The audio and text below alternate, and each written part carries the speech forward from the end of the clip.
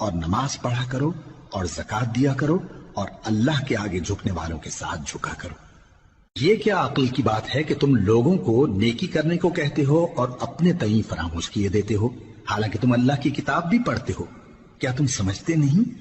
اور رنج و تکلیف میں صبر اور نماز سے مدد لیا کرو، اور بے شک نماز گراں ہے مگر ان لوگوں پر گراں نہیں جو عجز کرنے والے ہیں، جو یقین کیے ہوئے ہیں کہ وہ اپنے پروردگار سے ملنے والے ہیں اور اس کی طرف لوٹ کر جانے والے ہیں۔